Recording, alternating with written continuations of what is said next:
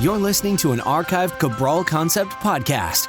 After listening to this show, check out the most up-to-date podcasts available at stephencabral.com/podcasts or search directly on iTunes. And now, welcome to the Cabral Concept, where board-certified naturopath and integrative health practitioner Dr. Stephen Cabral shares how he was diagnosed at the age of 17 with a life-altering illness and given no hope for recovery. It was only after studying and traveling all over the world did he discover how to combine ancient Ayurvedic healing practices with state-of-the-art naturopathic and functional medicine to fully rebalance the body and re-energize it with life. It's time to discover how to get well, lose weight, and finally feel alive again. And now, here's your host, Dr. Stephen Cabral. Where we have the topic today of the 10 easy Ayurvedic weight loss diet tips. Really looking forward to bringing you today's show. I was doing a lot of thinking over this past week because I knew that I wanted to bring you a show on Ayurvedic medicine. I want to stick with our theme of once a week, bringing you some of the ancient Eastern-based tips that have been used really for 3,000 years in traditional Chinese medicine, but about 6,000 years in Ayurvedic medicine, and much of which is still used today. Now, a lot of times we forget that the principles we use in advanced dieting, advanced nutrition-based tips actually have their roots in Ayurvedic medicine. So that's why I always like to kind of go back and really go to the roots of where these things began. And even when I was over in India multiple times, in Sri Lanka, a lot of the people that came to the clinics and they came to the Ayurvedic treatment centers were actually looking for weight loss. Yes, they were looking to get healthy, but a lot of things that we were looking to do in order to help people overcome the autoimmune-based issues, overcome the psoriasis, a lot of the other things that people came to these centers for, we helped them lose weight. If they had 20, 30 plus pounds to go, we wanted to reduce the inflammation, help them lose the weight, and absolutely feel amazing. So there are a few things that we had almost everyone do, and I want to share 10 of those today. Now, I picked 10 easy ones, and I did this on purpose. The reason why I did this is, yes, we can do an advanced Ayurvedic weight loss show in the future, and we absolutely will do that. But what I want you to know is that there are a lot of things that you can do that take you very little time that can absolutely help, I would say, not only lose the weight, but keep the weight off. Because, the truth is that we can help you with a lot of plans to take that weight off. But I want you to make it a lifestyle. I want you to make it a habit of keeping the weight off. Now, I've told people, and I've spoke about this before in the Cabral Concept, and I do hope that you go back to listen to those previous shows. Just go to stephencabral.com/podcasts and simply go to whatever topics interest you. I would love for you to go back, listen to all of them, get yourself just a really broad foundational functional medicine education.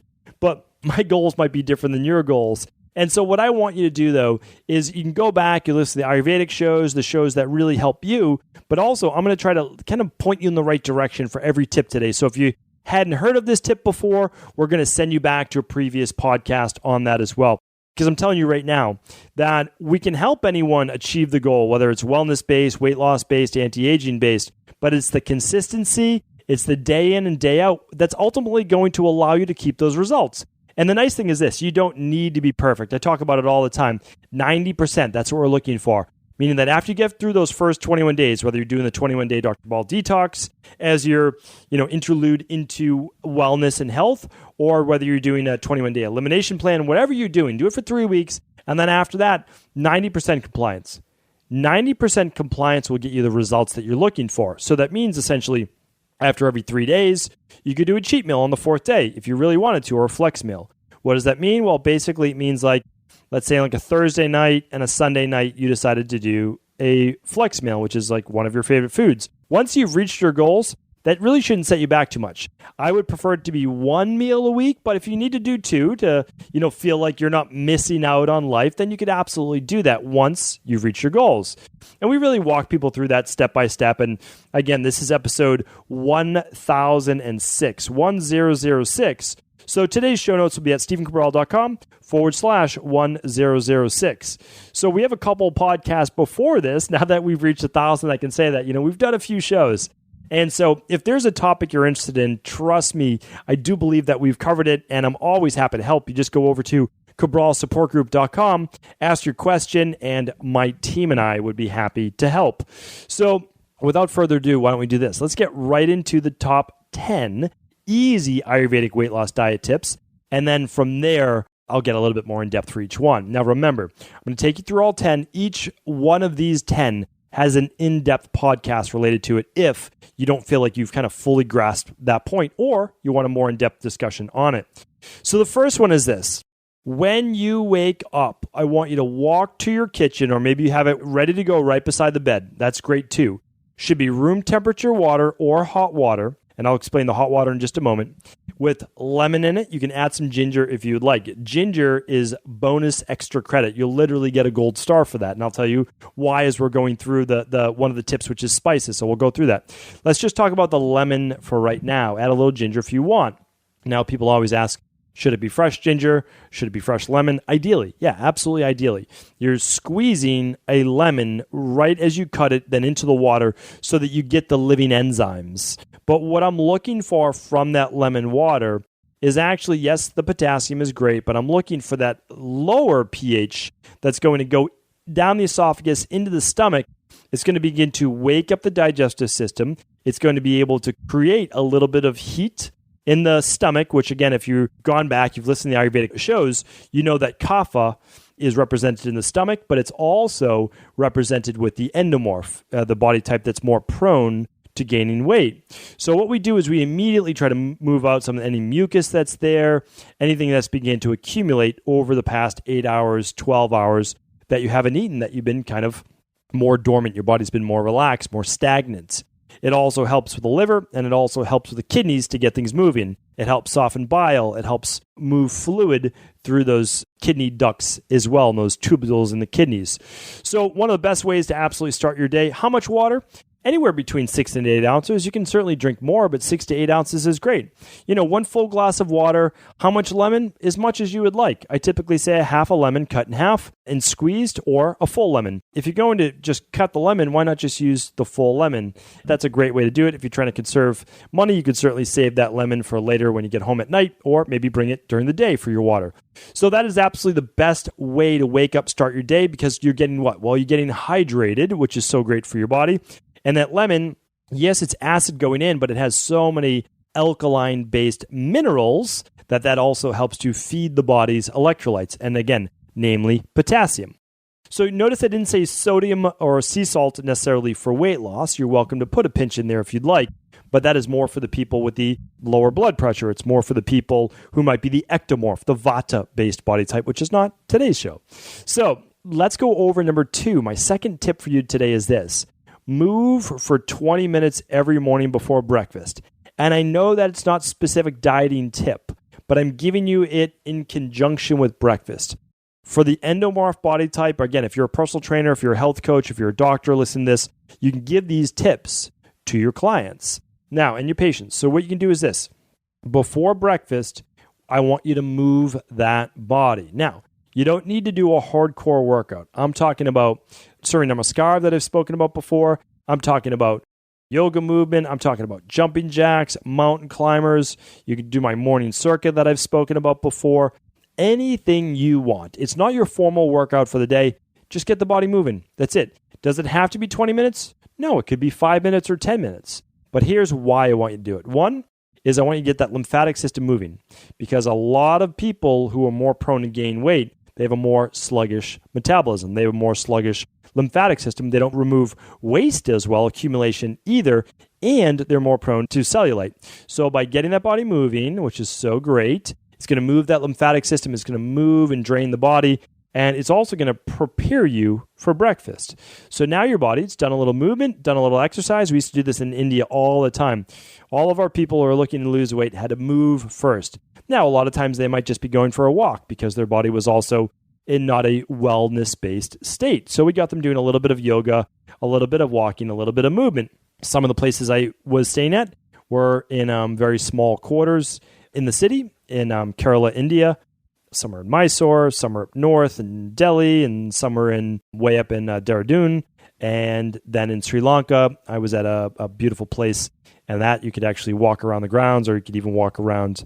There was a beach nearby. So that was the most beautiful. All the rest were not the same level, but but all the principles are exactly the same. We get the body moving. I'll explain a little bit more about this in a moment, but what happens is if you move the body first and it's done in a fasted-based state, you're actually going to be able to tap into, as long as it's not a really hardcore workout, just a moderate workout, you're going to be able to tap into more body fat. It's one of the reasons why we begin to do a little bit of fasted cardio in the morning, even if it is just a walk. And the reason is that, well, hopefully your blood sugar is going to be a little bit lower. That's the goal. If your blood sugar is not lower, well, our goal by doing that exercise is to lower the blood sugar and then have the meal, which may then subsequently rise or raise the blood sugar after that. So it's something called lipolysis. And what your body can do is it's in a moderate exercise-based state, light to moderate. It's going to be able to tap into body fat, really no problem at all, and not have to worry about getting into that anaerobic zone, which is going to require some type of glycogen, some type of sugar or glucose from the body. So it's very simple. Again, you can do your formal workout later in the day. This is just something to get that body moving. All right, number 3 is this. Fast for 12 to 16 hours per day. Now, if you've listened to my previous podcast, I'm not an advocate for most people skipping breakfast. And let's just give you one right now, which has been one of our most popular. It was in episode 957. It's called the cortisol, blood sugar, inflammation, weight gain connection. So if you want one to listen to, go to stephencabral.com/957. There are so many shows that you can listen to on why. One's even called Why You Shouldn't Skip Breakfast. So there's a podcast on that as well. Now, it's fine for some people if they're in a relaxed state, if they're, not stressed getting the kids ready or getting out the door or in traffic, or if you live a pretty stress-free life, and then you could probably skip breakfast as long as it's not hurting your metabolism. How do you know if it's hurting your metabolism? Well, you need to really run a thyroid adrenal hormone test. And we found in our clinical practice, and again, we run labs on everyone, so we know this, that it affects many more men than women. It actually doesn't seem to affect men to as great of a degree, except it can hurt their testosterone levels. We've seen a dip and decline in testosterone if stress levels are increased or if someone's drinking coffee in the morning in a fasted state. And I've explained why that happens as well on previous shows of how stress hormones in the HPA axis starts to lower testosterone in men. I teach it quite a bit in our integrative health practitioner certification as well.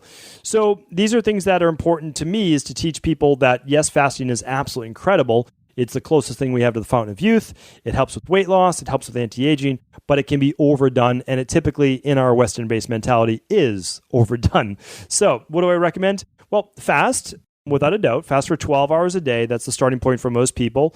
The only people that would not be in that group would be people suffering more from adrenal-based HPA issues with hypoglycemia, where they might need to eat a little bit something before bed, some fat, some protein, and eat upon waking.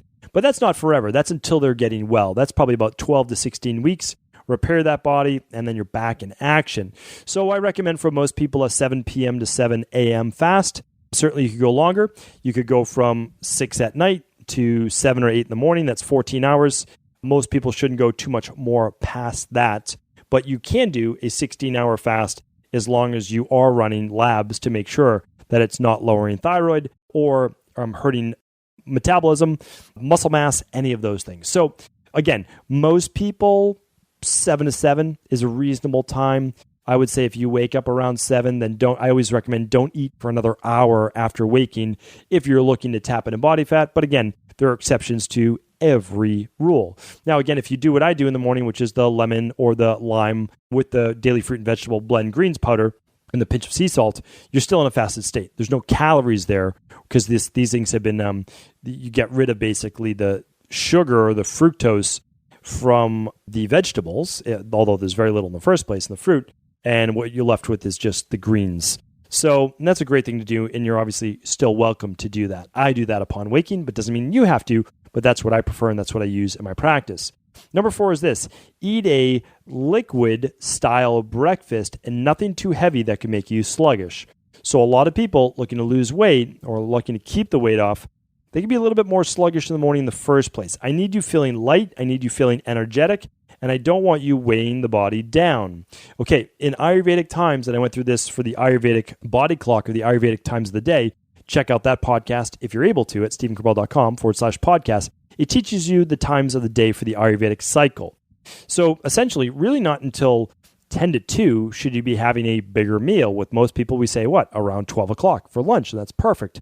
That works when digestion is absolutely strongest. So what I like to do is something more liquid and also a little bit diuretic based. So meaning if the body's holding on to excess water, we do a smoothie, we do a smoothie bowl, anything like that, anything light, refreshing, cleansing for the body.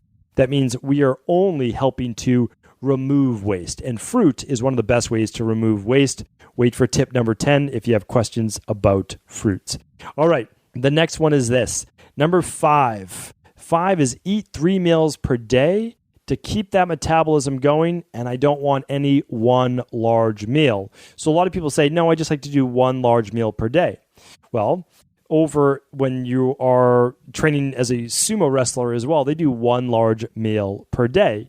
High fat, high carb, easy, great way to put on a lot of body fat. And it also helps to slow the metabolism by simply only eating one massive meal per day, simply because your body can't use all those calories at once, nor would it even try to.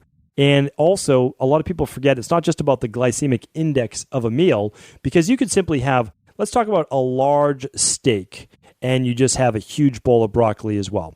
If you have a massive steak, I'm talking like a good 12-ounce steak, and you've got a ton of broccoli, it's going to spike your blood sugar as well. That's why a lot of people thinking they're doing a keto-based diet or anything from a keto-based diet, when you eat a massive amount of protein, it will still spike your blood sugar in most cases. It's called the glycemic load of a meal.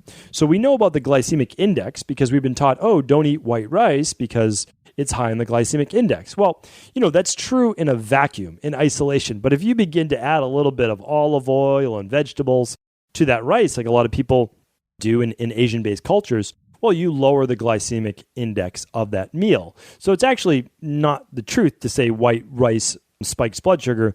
It would be true to say that if it was eaten on its own. But a lot of people aren't doing mono meals such as that. So what isn't said is the exact opposite, and that's eating a large amount of protein spikes blood sugar. Again, it spikes blood sugar from doing a whey protein. It spikes blood sugar from doing a big steak. That's the glycemic load of the meal, and it can also spike blood sugar. So we don't want that, especially for anyone looking to burn body fat. And we don't want any just one huge meal at once. What you want to do with the body that's looking to lose weight is give it enough and just enough. That's it. So we give it a lot of micronutrients. I've spoken about that before. The reason why we do that daily nutritional support shake for breakfast, and we try to do the daily fruit and vegetable blend, which is called the Dr. Cabral Daily Protocol, we do that to super saturate the body with micronutrients. Those have no calories. That's your vitamins and minerals and amino acids and essential fatty acids and everything that makes the neurotransmitters like dopamine and norepinephrine to get that sluggish body type going. So we give it those things, and that's calorie free, but you know what? That's what your body runs on. So then we give it, though, the calories at breakfast, lunch, and dinner to get it towards that next meal only, to get it to the next meal. Just enough fuel, and we allow it to then drop blood sugar in between meals. So that brings us to point number 5 is just 3 meals per day. Okay, so 3 meals per day. Why do I do that? And that is because if you do 3 meals per day, let's say it's 8 o'clock, let's say it's 12:30 or so, and then let's say it's 6 o'clock at night. Okay, in that scenario, we're basically going between like 4 and 5 hours or so between meals. And that's great because if you have a decent sized meal and it has protein, carbs, and fat, you keep things balanced. It'll probably take 2 to 3 hours to digest all of that food. And then that's going to give you a couple hours of your blood sugar now being at a lower point, somewhere between 75 and 95 on a glucometer. And that will allow then for you to be tapping into a greater amount of body fat. Now, this is a great thing, especially if you're someone that does, let's say, a workout when you get out of work later in the day. That would allow you to be in a more fasted, a lower blood sugar state. That'll allow you to absolutely tap into more body fat. Now, again, I'm a huge proponent of interval-based training and all that once you're healthy. And we're not looking to tap into the greatest percentage of body fat during that training, but we are looking to stoke that metabolism. So absolutely great, but just keep in mind 3 meals per day. Let the blood sugar fall between meals. If you want much more in-depth research and talk on this topic, go to StephenCabral.com/podcast. Just type in 3 meals per day in the search bar, and it will pop up. And it basically says why you should make the move to 3 meals per day. That's the name of the podcast. And it, again, was a good teaching point on why most people, when they get healthy, should move to 3 meals per day. Okay, number 6 is this: walk after each meal. I've been getting more and more into giving this tip. I know that in the Integrative Health Practitioner program, in our exercise module and our diet module and our stress module, I talked a lot about blood sugar regulation? Well, here's the big key, is they've done what's called postprandial nutrition studies and exercise studies. They're in conjunction because you can't do one without the other. So what they've done is they've looked at various meals and they've said, okay, we're going to take a group of people. We're going to give them this meal. But after the meal, they're just going to go for a 20-minute walk. They're going to give this group of people the same meal, but they're not going to do anything. They're just going to sit down, sit on the couch, do whatever it is. Well, what they found through blood sugar readings and obviously weight loss is that the people that go for a walk after each meal, especially the lunch and dinner ones, which is typically the larger meals, they did not spike blood sugar to the same degree. Now remember, if you're looking to lose weight, one of the most important things you need to be looking at is blood sugar. And that's why I'm such a huge fan of the glucometer, because you can buy it anywhere. You can buy it at a drugstore. You can buy it on Amazon, like literally anywhere. I will try to link it up. But honestly, if you just go to stevencabral.com/podcast, anything you could possibly imagine could be found there. Just type in oximeter in the search bar. That's OXIMETER. And you will find all the podcasts where I talk about the oximeter. And then I always link up to it. Like when I said how to create your own doctor's office, it's linked up on that. So what I want people to do is really try to take back control of their health. Remember, you're your own doctor. You need to be your own doctor. Of course, you should be meeting with a PCP and a health coach and, meet with people to get your needs taken care of, but you're with you on a daily basis. There's nothing wrong with checking your fasting glucose upon waking, your fasting blood sugar upon waking, and also before bed. And not a bad thing to also check it 2 hours or 3 hours after meal, where it should be back down between the 75 and 95 range. My favorite glucometer was the Keto Mojo, but not for testing ketones, but actually for glucose. That was a great one to use. I've used a bunch. I've used True to Go. That used to be great. I hope it's good again. They were having some issues for a while, but that's still one of my favorites. So there's a lot of great ones out there. Again, Keto Mojo is my new favorite for ease of use. So that is our walking after each meal. Absolutely incredible for keeping blood sugar stable. And remember, if your blood sugar is not down, you cannot tap into body fat, because if your blood sugar is up, that means there's sugar in the bloodstream and your body is very happy to be using that for glucose. Plus, it puts you at greater risk for type 2 diabetes and metabolic syndrome, which is high cholesterol, high blood pressure, type 2 diabetes. Not something that we want anyone to have. So the seventh one is this. This is key. I know that it goes along with number 5, but no snacking. Absolutely no snacking.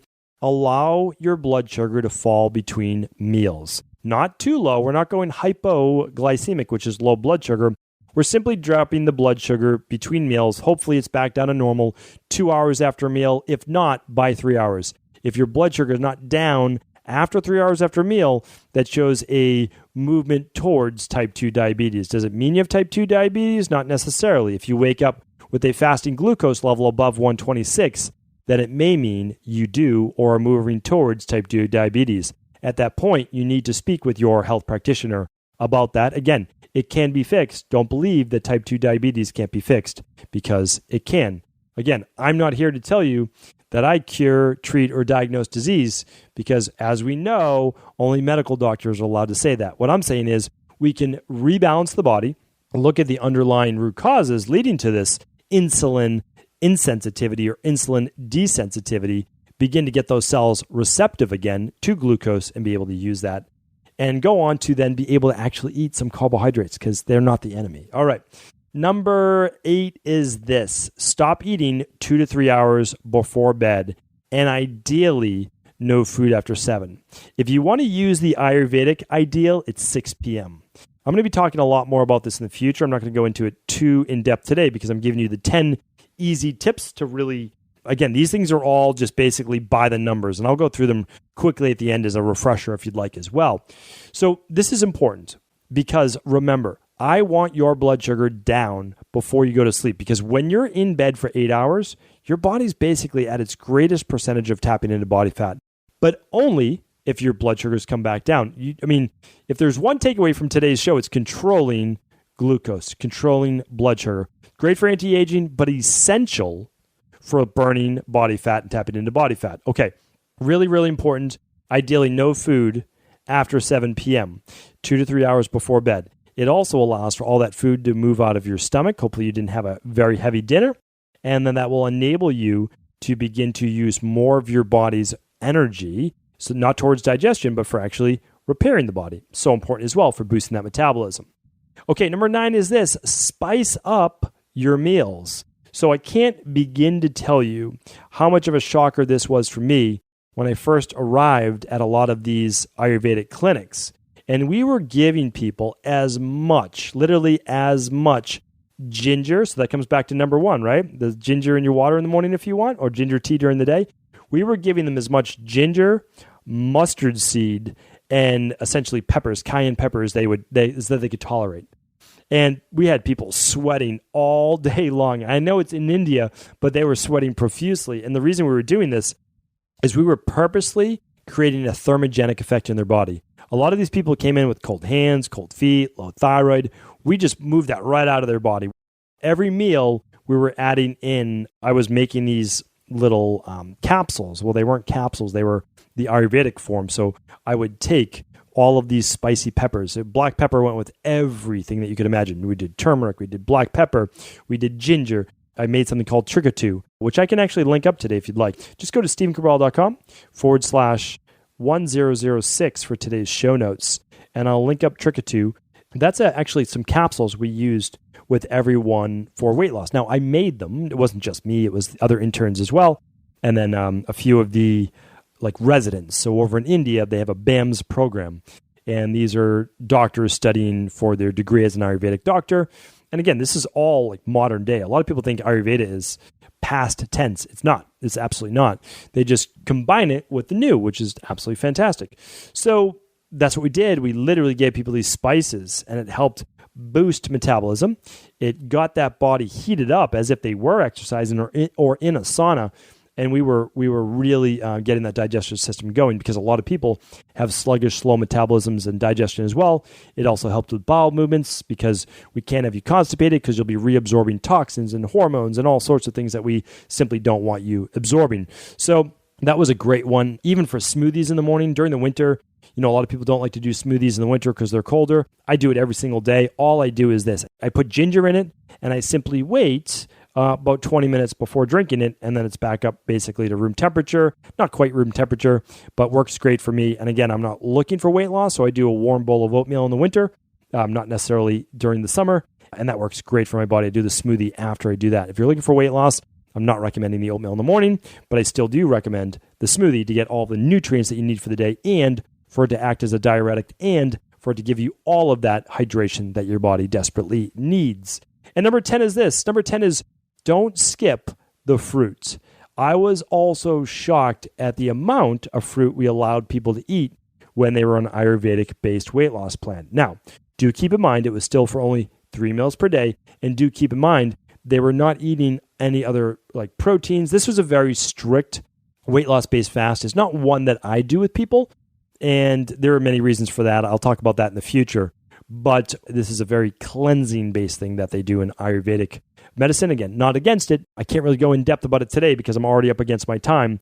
But what I found from a clinical-based setting is that since we take in so many hydrogenated fats they didn't have to deal with many thousands of years ago, it's really blocked up the cells and cell receptors. It's called the cell membrane of a cell, and it doesn't allow glucose to enter it until essentially new cells are turned over, which takes about 12 to 16 weeks. So what I do is more of a lower carb, but you can't do low carb forever. And then I transition after 3 weeks to adding in fruit, and then I start to add in a little bit more. So I have a podcast on that as well. It's called How Not to Retox After a Detox. Check that out. And then also why to do a functional medicine detox, or what a functional medicine detox is. And then another one is how to transition off a low-carb diet. So essentially, that is what we do. We do the Dr. Cabral detox for 21 days for people who are looking for weight loss. And then we transition them on the how to transition off a low-carb diet by adding berries then into their smoothie at 1 cup. We see how their body does in that. It usually soaks it right up, and it feels great. And then from there, we say, okay, well, what can we add? Can we add a little bit of starch at lunch? We try to do a little bit of maybe sweet potato. But if not, if we can't do that, we still stick with the fruit. So we add maybe a little bit more fruit in the smoothie in the morning. There are different ways of doing it, but I don't want to give you too much information to start if this is the beginning of your journey. So that's absolutely what I recommend. And again, we've been doing this for so long, and Ayurvedic medicine has obviously much surpassed me. They've been doing it for 6,000 years. So I'm trying to learn from them, trying to pass it on to everyone as well, and then just share you what's worked over the past 18 years, 250,000 plus client appointments. And I can tell you that this is a healthy way to do it, a safe way to do it, and you're not going to have to worry about what's called the yo-yo diet or the lowering of metabolism by following these types of plans. Hopefully this was helpful. As always, if it was, I do hope that you'll share it with someone else. And I did say I'd give you a quick recap, so let me do that real quick. So the first one is wake up, drink your lemon water, add a little ginger if you'd like for bonus stars. Number 2, move 20 minutes every single morning before breakfast. Ideally, do at least 10 minutes. Fast for 12 hours or more per day. Eat a water liquid-based breakfast, nothing too heavy to make you sluggish. Number 5, eat 3 meals per day and no one large meal. Number 6, walk after each meal. Okay, just 10 minutes, 20 minutes. Just give me a little bit of movement. No snacking in between meals. Allow that blood sugar to fall, drop back down to normal. Stop eating 2 to 3 hours before bed. Number 9, add spices, add spice, add some heat to your meals. And number 10, don't skip the fruit. Do not stay low carb forever. No more than 3 weeks to 4 weeks maximum before you start adding some carbs back in, especially for women, so you do not begin to hurt your hormones, your thyroid, or many other issues, again, that I've spoken about before. So check out another show called How Stress Shuts Down the Female Hormones. There's another one as well. So thank you so much for tuning into today's Cabral Concept. I could keep going and going, but I will be back tomorrow with another Cabral Concept. Take care, everyone. Ever wonder what the best sauna, blue blockers, sleep trackers, wake lights, salt lamps, or other health gadgets are? Or what about the top non-toxic mattresses, sheets, soaps, bath products, toothpaste, and cookware? Or would you like to know the cleanest choices for hemp parts, meal delivery services, supplements, and much more? I personally curated, researched, and now created a resource page of all of my top picks that continues to grow each week. These are the exact products I use in my own life, with my family, in my private practice, and they're the ones I trust. To find out all of my up-to-date recommendations and all the details, simply head on over to stephencabral.com/resources.